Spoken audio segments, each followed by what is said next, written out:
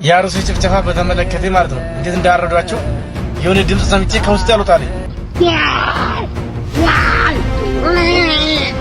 አላሁ አክበር በልጃሉ ልጁን ያልጨንቆ ማለት ነው ያርዱታል። አላሁ አክበር።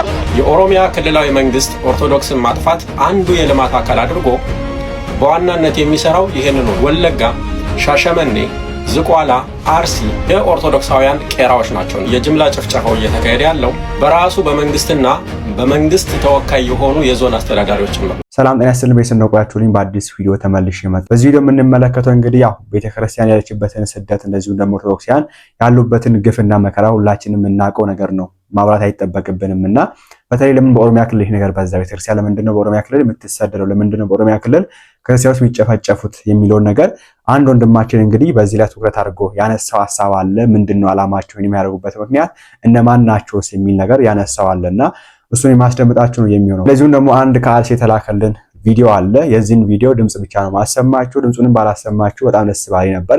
ለስራ ያልኩን እንጂ ቪዲዮ ከተላከልን 3 ቀን 4 ቀን አልፎታል። ነገር ግን በጣም የሚከብድ ስለሆነ አይደለም ቪዲዮ ድምጹን ስለማያስራችሁ ኤኒዌይስ በኦርቶዶክስ ላይ የሚደርሰውን ችግርና መከራ ግፍና ስቃይ በድምጽ እንኳን ቢሆን ቢያንስ እንድታዳምጡ አጠራይ ስለሆነች እሷን የማስደምጣችሁ ነው የሚሆነው። ሁላችሁም ቪዲዮ ላይክ እና ሼር ያድርጉ ለብዙዎች ማድረሳችሁን እንዳትረሱ። ሰብስክራይብ ለምንድነው የማታደርጉት? አሁን ማርኩ። መጀመሪያ እንግዲህ የምንመለከተው ወደ አርሲ ጉዳይ ከመያችን በፊት ቤተክርስቲያን በዚህ ዘመን እንደተናቀች ተንቃ አታውቅም። በታሪኳ እኔ ከተወለድኩበት ተወልጄ እስከ ደረስኩበት ድረስ ቤተክርስቲያን በታሪኳ እብን እናንተም ተወልዳችሁ ደረሳችሁበት እስክደርሱ ድረስ ቤተክርስቲያን እንደዚህ ዘመን ችግር አይተምታውቅበት ጊዜ ያለ አይመስልም። ደግሞ የሰደደች ሁሉም እየናቃት የፈለገው የሰደባት የፈለገው ልጆቿን እየጨፈጨፈ ያለበት ዘመን ያለ አይመስለኝም። ለምሳሌ ያክል ይሄን ስሙት። ገደል ግባ። እሺ ጳጳስ ነህ፣ ገደል ግባ። ቄስ ነህ፣ ገደል ግባ። እውነቱን ማታስተምር ከሆነ ምን ትጠቅማለህ ለህዝቡ? እስከ ዛሬ የሰራችሁት ምንም ነገር የለም። ጳጳስ፣ ሊቀ ጳጳስ፣ ምን ቄስ ምናምን እየተባላችሁ ማዕረግ ይዛችሁ ቁጭ ያላችሁ እዚህ ጋር ምናምን ጠምጥማችሁ ማለት ገደል ግቡ። በጣም ነው የሚያሳዝነው። ቤተክርስቲያን በዚህ መንገድ ሰው ይንቃታል። ከመናቅም አልፎ ከፈለገ ልጆቿን ይጨፈጨፍባታል። ማንም አይጠይቃቸውም እና እናስታውሳለን ከዚህ በፊት ወንድማችን ባሮኬ አንዲት ሴት ወይ ወጣት ሴት ስዕል የእናታችን ስዕል ቀዳ ስትጠፋበት ነበር። መንግስት ይሰራ ተብሎ ሁሉም ጮኸ፣ ሁሉም ተንጫጫ፣ ሁላችንም ጮህን። ነገር ግን መንግስት ምንም እርምጃ ሊወስድ ስላልቻለ ልጁ እስከ ቤቷ ድረስ ሄዶ ልጅቷን ለመንግስት ለማስረከብ ነበር ያሰበው።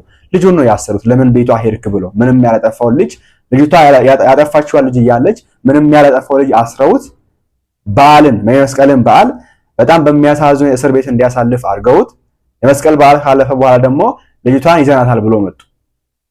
ኦኬ እና ከዛ በኋላ ልጁን ገና አስረውት በዋስትና ምንም ያጠፋ ልጅ በዋስትና ገንዘብ ተቀብሎት እንደለቀቁ የምናስታውሰው ነገር ነውና እንደዚህ ግን ቤተክርስቲያን የሚሳደቡ ልጆች ቤተክርስቲያን ላይ በነዋያተ ቅዱሳን የሚቀርቡ ልጆች ሲታሰሩ ብዙ ጊዜ አንመለከትም። ሁሌም አይደለም፣ ያው አንዳንድ ጊዜ እንሰማለን። በተለይ በዚህ በደቡብ በኩል በወላይታ ስንመለከት ለምሳሌ ያክል ብዙ ጊዜ ኦርቶዶክሳውያን ላይ የሚቀልዱ ሰዎች ቤተክርስቲያን የሚሳደቡ ሰዎች ይታሰራሉ። በዛ አካባቢ የምትገኙ ወታደሮች ፍራሎችን ወፖሊስ አካላትን ማመስገን ፈልጋለሁ። ሌላ ቦታ ላይ ስንመለከት በዚህ መንገድ የሚሳደብ አለ። ማንም እርምጃ ሲወስድበት አንመለከት። ለዚህም ነው ቅድም ቤተክርስቲያን እንደዚህ ዘመን የተናቀችበት የቸገረችበት ስደት የገጠማት ጊዜ አለ ብዬ አላስብም ብዬ አልኳችሁና ኢንዌይስ ወደ አርሲ ጉዳይ ስንሄድ ድምጹን ባላሰማችሁ በጣም ደስ ባለኝ ነበር። ባሰሙትም መርጣለሁ። ኦኬ ቪዲዮን አሳልፋችሁ ብታልፉት መርጣለሁ። ኢንዌይስ እኔ እና መጀመሪያ ግን ይሄን ቪዲዮ ተመልከቱት። ያሩስ ጭፍጨፋ በተመለከተ ማለት ነው እንዴት እንዳረዷቸው የሆነ ድምጽ ሰምቼ ከውስጥ ያሉታል አላሁ አክበር በልጃሉት ልጁን ያልጨንቆ ማለት ነው ያርዱታል። በላላው አክበር በልጃሉት ያርዱታል ማለት ነው። ሰዎች ምን አይነት ጨካኝ ናቸው፣ ምን አይነት አረመኔዎች ናቸው፣ ምን አይነት መርዞች ናቸው። ገዳዮቻችን ታውቋል። አላሁ አክበር እያሉ ነው ያረዷቸው። ስለዚህ ገዳዮቻችን የእስልምና እምነት ተከታዮች ናቸው። ይሄ ልጅ እንግዲህ ድምጹን ሰምቶ ነው እንደዚህ ያወራ የሚገኘውና ባጭሩ ድምጹ በዚህ ጉዳይ ነው የሚያጠነጥነው። ድምጹን ላሰማህ ዝም ብዬ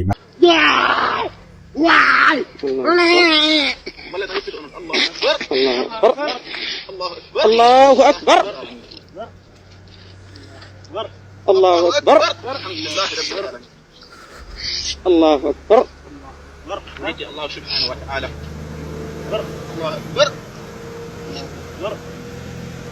አላሁ አክበር አላሁ አክበር።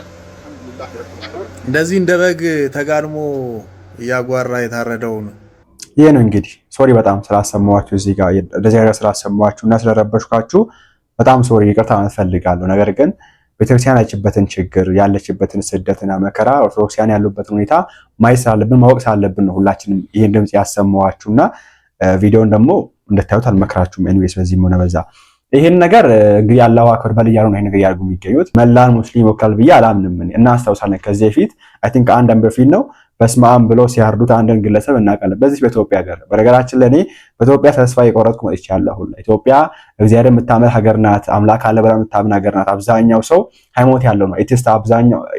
ኤቲስት በጣም 1% ቢሆን ኢትዮጵያ ውስጥ አሁን ላይ ኤቲስት የሚባሉ ግለሰብ ወይ ደግሞ እምነት የለሽ የሚባሉት 1% ቢሆኑ ነው። እነዚህ እምነት ያላቸው ሰዎች ግን ክርስቲያኖችን ሙስሊሞችን በዚህ መንገድ በስመ አብ እያለ ያዳል ክርስቲያኑ ሙስሊሙ በስመ አብ አላህ እያለ እያረደ ከሆነ በጣም ነው የሚያሳዝነው። እኔ እንጃ ምን አይነት ሰዎች እንደሆነ። ኦኬ እንዴት ነው ከውጪዎች ራስ መማር የሚያቀተን? ኤቲስት ሰዎች እንኳን ሰው እግዚአብሔር የለም ብሎ ማያምኑ ግለሰቦች እንኳን በዚህ መንገድ አጨካከሉ። በነገራችን ላይ ኦኬ እነሱ ለኛ እርዳታ ይልካሉ፣ ለኛ አዝነው ማለት ነው።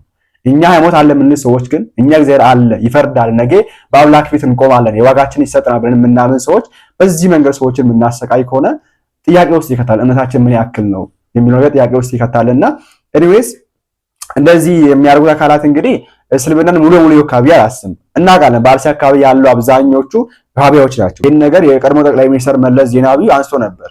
በተለይ በአርሲ አካባቢ እነዚህ ሰዎች ይገኛሉ፣ ይሄ ነገር ሊጣራ ይገባል፣ ሊጠና ይገባል፣ እናስወግዳቸው ይገባል ብሎ ሲያነሳ ነበር።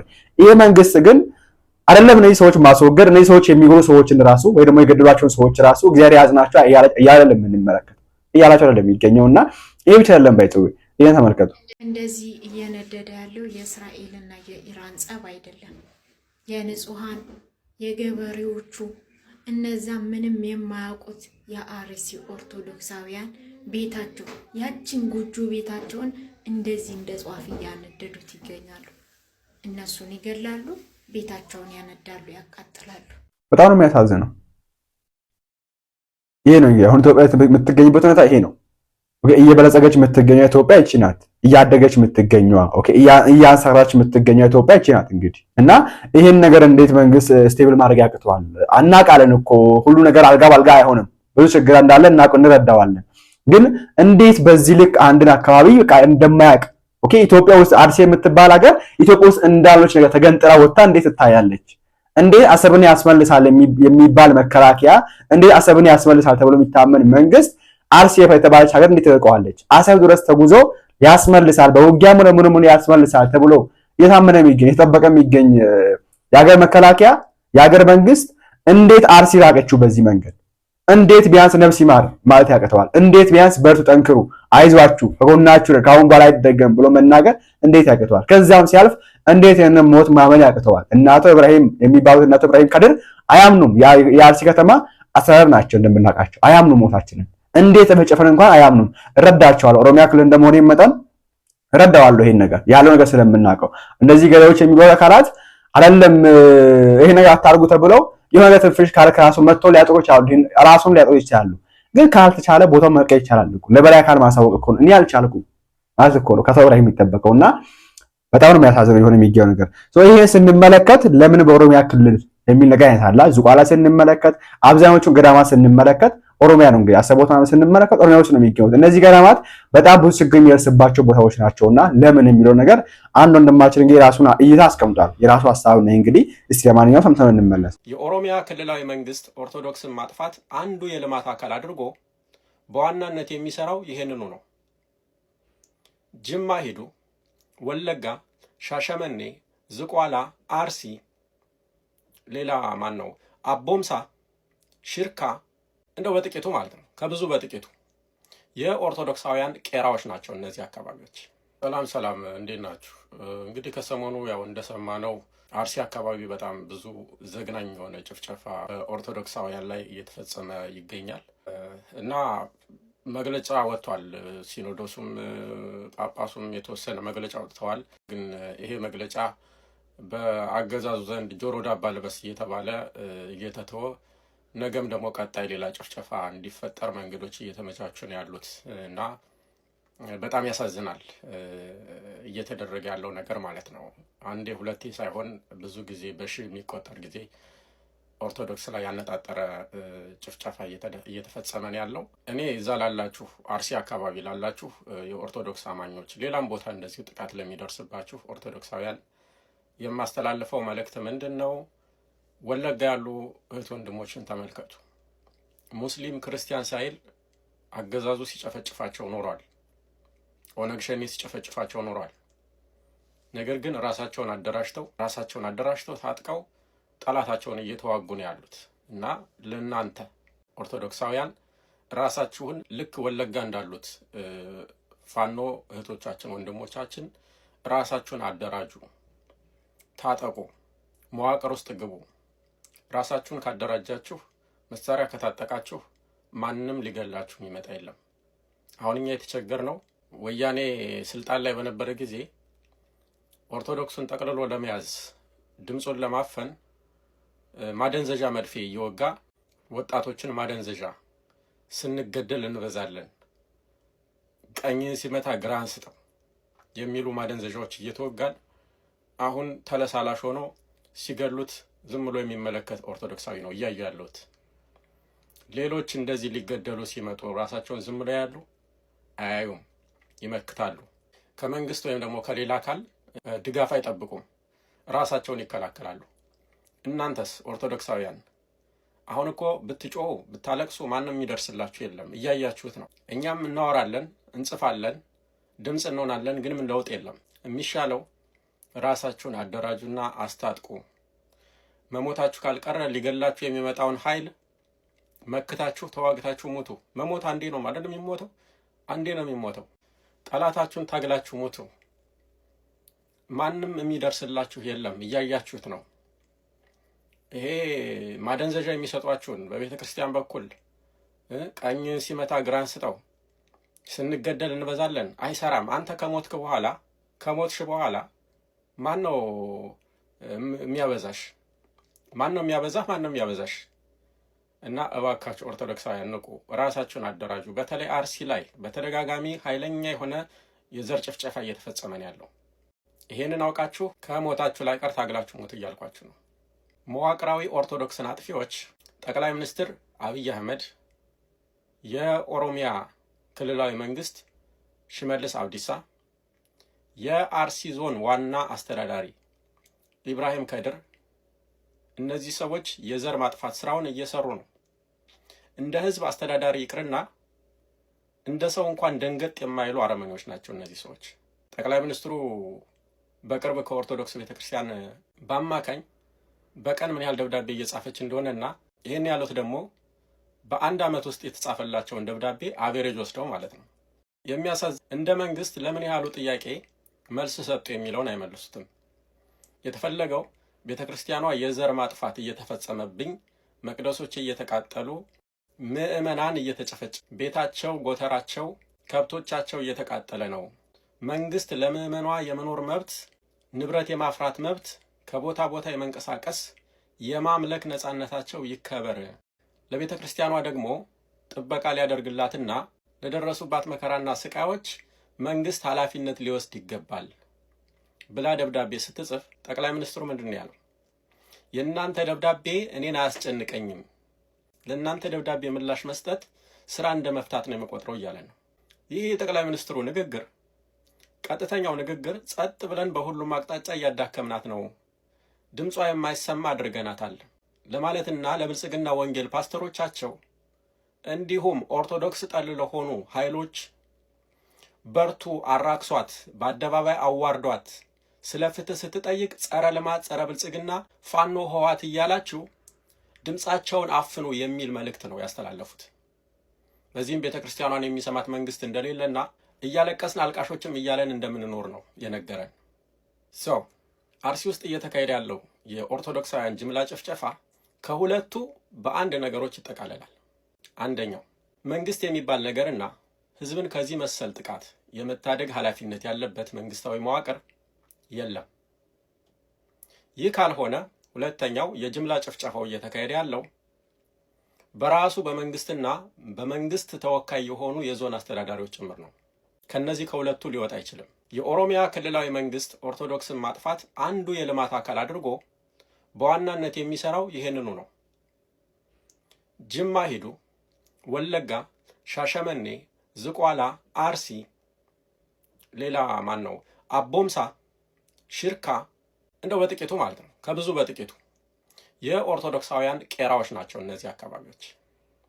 ማረጋገጫው ደግሞ ያው በየቀኑ የምንሰማው የኦርቶዶክሳውያን ጭፍጨፋ ነው። ይህ ሁሉ ሲሆን የሚገርመው ትንፍሽ ብሎ አያውቅም። የኢትዮጵያ ሃይማኖት ተቋማት የሚባለው ማን ነው? የኢትዮጵያ ሃይማኖት ተቋማት ጉባኤ ነው የሚባለው። ይህ ድርጅት ሃይማኖታዊ መልክ ያለው የመንግስት ስራ አስፈጻሚ ተቋም ነው። እንዳለ ካድሬ የሞላበት ካድሬ የተሰበሰበበት ተቋም ነው። ሲምቦሊክ የሆነ ተቋም ነው። ምንም ተጨባጭ የሆነ ታንጀብል የሆነ ነገር አይሰራም። ደብዳቤ እንኳን ለመጻፍ መግለጫ ለመስጠት እንኳን ምን ያክል ኦርቶዶክስ መጨፍጨፍ እንዳለባት የሚወስንለት መንግስት ጽፎለት ካላነበበ በቀር ምንም ማድረግ የማይችል ሽባ ወራዳ የሆነ ተቋም ነው እና በየትኛውም መንገድ የኦርቶዶክሳውያን የጅምላ ጭፍጨፋ አሁን በቃ ካልተባለ ከዚህ በኋላ ከባድ የሆነ ሀዘን ነው የሚመጣው። ለዚህም ሁላችንም የራሳችንን አሻራ ልንጥል ይገባል። እኔ እዚህ ጋር ልጁ ያስተላለፈው መልእክት የራሱን ሀሳብ ነው። ሌላው የውት አታስገቡ እንደዚህ አይነት ስናስተላለፍ እዚህ ጋር ራሱ መንሽን እንዳደረገው የሆነች ትንሽ የራፈ ድምጽ ይሰማ አለፈት ድምጻችን ይሰማ ስንራሱ እንትናችሁ እንትን ደጋፊ ናችሁ እንትናችሁ ያያችሁ ስለምትገኙ ልጁ የራሱን ሀሳብ ነው ያስተላለፈው ማለት ፈልጋለሁ። እዚህ ጋር ይሄ ቪዲዮ የምትመለከቱ ይመለከታችሁ የምታስጠይቁና ካላችሁ ካላችሁ ለማንኛውም እና ልጁ ያነሳው አብዛኛው ነገር ይቀበለዋለሁ ነን ለመናገር በዚህ አጋጣሚ የኦሮሚያ ርዕሰ መስተዳድር እንግዲህ አቶ ሽመልስ አብዲሳ ናቸው። ኦሮሚያ ክልል አሁን ሽመልስ አብዲሳ እስከማቅበት ድረስ መረጃው እስካለኝ ድረስ ኦርቶዶክስ ናቸው። እኔ እስከማቅበት ድረስ ማለት ነው። አላቅም እንግዲህ አሁን ላይ ወጥቶ ከሆነ ወይ ደግሞ የሰማሁትም ነገር ውሸት ከሆነ አላቅም። ግን እኔ እስከማቅበት ድረስ አቶ ሽመልስ አብዲሳ ኦርቶዶክስ ናቸውና ሆን ብሎ ይሄን ነገር ያስደርጋሉ ማለት ትንሽ ይከብዳል። ኦርቶዶክስ ነው ግን አያስደርጉ ማለትም ይከብደናል። ምክንያቱም ለምሳሌ ያክል እነ ዳንኤል ክብረት ተመልክቷቸው ዲያቆን ዳንኤል ክብረት ኦርቶዶክስ ነው። አርሲ ላይ ይሄን ያክል ክርስቲያን ሲጨፈጨፍ እንደ ግለሰብ ተው እንደ መዋቅሩ ተው እንደ መንግስት ተው እንደ ግለሰብ ቤተክርስቲያን ዲያቆን እንደመሆኑ መጠን ሚዲያ ላይ ድምፁን የሚሰማ ግለሰብ ድምፁን ሊያሰማ ይገባ ነበር። ኦኬ ባለፈው እናስታውሳለና ማን ነው አቶ ጌታቸው ረዳ በመንግስት ነው የሚገኙት። እዛው ጠቅላይ ሚኒስትሩ ስር ነው የሚገኙት። እዛው አካባቢ አማካይ ናቸው። ሁለቱም ማን ናቸው? ለዛ የምንመለከታቸው ማለት ነው። እንትና ማን ነው ዳንኤልና አቶ ጌታቸው ረዳ እና ዳንኤል ክብረት አንድ አይነት ቦታ ነው የሚገኙት። አሁን ላይ ጠቅላይ ሚኒስትሩ መሃል እነሱ ጎን ላይ ነው የሚገኙት። ያኛው ውጪ ጉዳይ ያኛው ደግሞ ያገሩ ምናምን አማካይ ነገር ናቸው ባለሰዓት ማለት ነው። እና እንደዚህ ሆነው ባለፈው ትግራይ ላይ ሆነ የማይሆን ውሳኔ ሲተላለፍ እነሱ ያላመኑ ውሳኔ ሲተላለፍ ከሰዋል መንግስትን። ማን? አቶ ጌታቸው ረዳ የብልጽግና መንግስት ውስጥ ሆኖ ከሰዋል። ለማ ብለው ለትግራይ ህዝብ ብለው። ዳንኤል ክብረት ግን ክርስቲያን ነው፣ ዲያቆን ነው። ቤተክርስቲያን በዚህ መንገድ ስትጎዳ ያየ ነፍስ ይማር አይልም። ኦኬ ቤተክርስቲያን ልጆች የሞቱብኝ ስትል ነፍስ ይማር አይልም። ይሄን ስንመለከት እነዚህ ሰዎች ሊያስደርጉ አይችሉም ብዬ እኔ ሙሉ ሙሉ ላምንም አልችልም። አይ ያስደርጋሉ ብዬ ሙሉ ማመንም ይዳግተኛል። እናንተ ሐሳባችሁን አስቀምጡ። በዚህ አጋጣሚ ግን መንሻሪ ፈለኩ ምንድነው እነዚህ ናቸው ማለት ፈልጌ ነውና በአርሲ በተደጋጋሚ ጭፍጨፋ የሚደረግበት ምክንያት አልገባንም። ጥያቄ ማንሳት ፈልጋለሁ። መንግስት ችላ ያለበት ምክንያት ኦኬ መንግስት የኦርቶዶክሳውያን ጭፍጨፋ ችላ ያለበት ምክንያት ቤተክርስቲያን 21 ሰው ሞተብኝ፣ 25 ሰው ሞተብኝ፣ 50 ሰው ሞተብኝ ያች በጅምላ የቀበች በቪዲዮ የለቀቀች መንግስት እንዳየ ባላየ የሚያልፍበት ምክንያት ምንድነው? ማያወግዝበት ምክንያት፣ ማይከላከልበት ምክንያት እሺ እናዝናለን ብሎ ያዘን ቀን ማያወጅበት አዘን ቀን ማውጁት ተው ቢያንስ አዝናለሁ ብሎ መግለጫ ቢያወጣ ምንድነው? ምን ችግር አለው? ምን ይጎዳበታል? ምን ይቀርበታል? በዚሁ ህዝብ ነው የተመረጠው። በዚሁ በሚገረው ህዝብ ነው የተመረጠው። ይሄንን ህዝብ ነው የሚመራው። ይሄ ህዝብ ሲጨፈጨፍ መንግስት እንደ መንግስት እንዴት ዝም ብሎ ይመለከታል? ኦኬ አንገቷ ላይ ትልቅ የመስቀል ያደረገች ሞኖክሲ ስትገደል እንዴት መንግስት ባላይ ያልፋል? ኦኬ ይሄን ስለተናገርን የሆነ ስም የምንለጥፍብን ከሆነ ጎሄድ ችግር የለውም ለጥፉብን፣ ያመንበት ነገር ስለምንናገር ማለት ነው። ኦኬ ቤተክርስቲያን የምትንቁት ቤተክርስቲያን የተናቀችው ከስር ባሉ አካላት ብቻ ለባይዘው ከላይ በምትገኘው አካላት ነው። ቅድም ወንድማችን የሚያነሳው እኔ ከዚህ ተረጋግመን የነበረው መንግስት ቤተክርስቲያን 400 መግለጫ በአንድ ዓመት አወጣች ብሎ እንዴት ያጣጥላል? ለ400 መግለጫ ምን መልስ ሰጠ መንግስት የሚል ነገር እንዴት ማሰብ ይከብደዋል? እንዴት መልስ አይመለስም? ለዛ ምን ሰጠክ? እንዴት መጠየቅ የሚጠይቅ ሰው ራሱ ይጠፋል እዛ ውስጥ። ኦኬ 400 መግለጫ ወጣችሁና በጣም በዛ እናንተ ምናምን እንዴት ይባላል? ምናልባት እድሜው ቢረዝም 100 ዓመት በምድር ላይ የሚኖር ገዢ የለ። መንግስት ሰራተኞች ሀገር ሰላም ብላችሁ እናንተ ጸልያችሁ ከቤታችሁ ስትወጡ ገና ሄዳችሁ ወንበራችሁ ላይ ስትቀመጡ በመልእክተኛዋ በኩል ደብዳቤ ሊመጣላችሁ ይችላል። የስንብት ወይ የእገዳ ምንም በማታውቁ ግን በርቱ።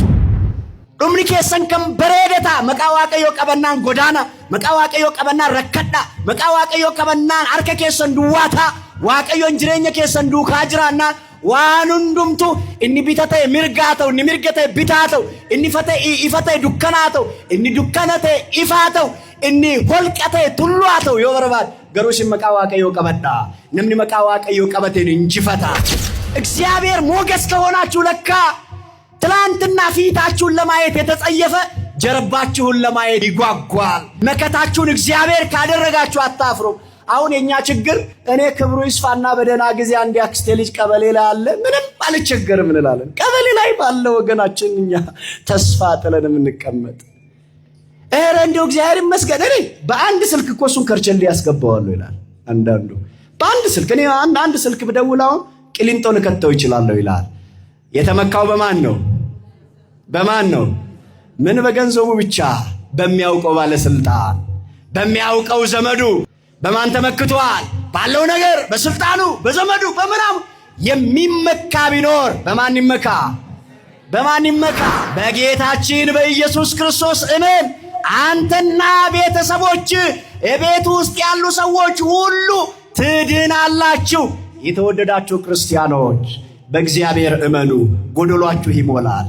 በእግዚአብሔር እመኑ፣ ያልተፈታ ቋጠሯችሁ ይፈታል። መልስ ያጣ ጥያቄያችሁ ይመለሳል። በዚህ ጾም ግን በማን እመኑ? በማን እንመን? በእግዚአብሔር እንመን። የጠፋው ይገኛል። በእግዚአብሔር እንመን፣ የጎደለው ይሞላል። በእግዚአብሔር እንመን፣ ያዘነው ይጽናናል፣ ያለቀሰው እንባው ይታበሳል። የጎደለው ይሞላል፣ የጠፋው ይገኛል። ግን በእግዚአብሔር እንመን። በእግዚአብሔር ካመናችሁ አታፍሩ። 100 ዓመት በስልጣን የሚኖር የለም። ስለዚህ በሚያልፍ ነገር ላይ ተስፋ አታድርጉ። ተስፋችሁን በመድኃኔዓለም ላይ አድርጉ። ባላደረጋችሁት ነገር ፍርድ ቤት ልትቆሙ ትችላላችሁ። ባልከወናችሁት ነገር ወንጀለኛ ሆናችሁ ፍርድ ቤት ልትቆሙ ትችላላችሁ። ምንም በማታውቁት ነገር ማዘዣ ሊመጣባችሁ ይችላል። ምንም በማታውቁት ታሪክ ባልነበራችሁበት ቦታ ምናልባት እግር ሊመጣባችሁ ይችላል። እነርሱም ትእዛዝ ተቀብለው ታሰሩና ወህኒው እንዳያመልጡ ጠባቂ ተደረገላቸው፣ ተቀጠረላቸው። እነዚህ ሰዎች እንዳያመልጡ ወንጀለኞች ናቸው፣ በጣም ከባድ ወንጀል የሰሩ ናቸው ተብሎ ከፍተኛ ውስጥ አይን ቢወጉም አይታይበት ጨለማ ውስጥ ታሰሩ። ወህኒው ከዚያ ወህኒው ብዙ ደጅ አለው፣ ተዘጋ። እጃቸውና እግራቸው ከግድግዳው ጋር በሰንሰለት ታሰረ። አቤት ክርስትና! አቤት በክርስቶስ ማመን! ለካ ያሳስራል። እኛ ሰላም ቦታ ልንሆን እንችላለን ክርስቲያኖች። በክርስትናቸው ምክንያት እኮ ዋጋ የሚቀበሉ ዋጋ የሚከፍሉ ብዙ ክርስቲያኖች አሉ። ክርስቲያን ስለሆኑ ብቻ የሚጠሉ እኮ ብዙ ክርስቲያኖች አሉ። ክርስቶስ በማመናቸው ክርስቲያኖች በመሆናቸው ብቻ የሚጠሉ አሉ። እንደ አሕዛብ፣ እንደ ነውረኛ፣ እንደ ክፉ አድራጊ፣ እንደ ነፍሰ ገዳይ፣ እንደ ቀማኛ፣ እንደ ሌባ የሚቆጠሩ እኮ አሉ ክርስቲያን በመሆናቸው። እናንተስ የተቀደሰ ከተማ የተወደደ ስፍራን ያላችሁ አንዳንድ አካባቢዎች ትምህርተ መስቀል ለብሶ በዚህ ሰዓት እኮ በጾም ወቅት ውር ውር ማለት በራሱ እኮ እንደ ወንጀል የሚቆጠርበት ሀገር እኮ አለ። እናንተ እግዚአብሔር ከሁላችን ጋር ይሁን። ያለ በደላቸው ያለ ኃጢአታቸው የሚንገላቱትን እንግዲህ ቪዲዮአችን ይመስላል። በዚህ ጉዳይ ላይ አዲስ ነገር ካለ ይዤላችሁ ምቀርብ ነው የሚሆነው። ላይክ እና ሼር ማድረጋችሁ ለብዙዎች ማድረሳችሁን እንዳትረሱ። ቸርቆውልኝ ገደል ግባ። እሺ ጳጳስ ነህ፣ ገደል ግባ። ቄስ ነህ፣ ገደል ግባ። እውነቱን ማታስተምር ከሆነ ምን ትጠቅማለህ ለህዝቡ? እስከ ዛሬ የሰራችሁት ምንም ነገር የለም። ጳጳስ፣ ሊቀ ጳጳስ፣ ምን ቄስ ምናምን እየተባላችሁ ማዕረግ ይዛችሁ ቁጭ ያላችሁ እዚህ ጋር ምናምን ጠምጥማችሁ ማለት ገደል ግቡ። በነገራችን ላይ እንደዚህ አይነት ድፍረቶች መቼና እንዴት እንደተጀመሩ ሁላችንም እናውቃለን አይደል? ይገባችኋል ብዬ ተስፋ አደርጋለሁ። ከዛ ውጭ እንግዲህ ህግም ቢሆን ለዚህ ልጅ አሁን ጊዜ የሉ። ስለዚህ ሰፈር ላይ የምታውቁት ሰዎች ቆንጆ አድርጋችሁ ብትመክሩት አሪፍ ነው። ልጅም ስለሆነ ይቀየራል። አሪፍ አድርጋችሁ ምከሩት። ግን ምክር ደግሞ እንዳታበዙበት። ያው ምክር ሲበዛ ታውቃላችሁ ሰዎችን ደግሞ እንግዲህ ወዳልሆነ ቦታ ይወስዳልና እንዳታበዙበት። ግን ቆንጆ አድርጋችሁ ብትመክሩት አሪፍ ነው። ይለወጣል፣ ይማራል ብዬ ተስፋ አደርጋለሁ።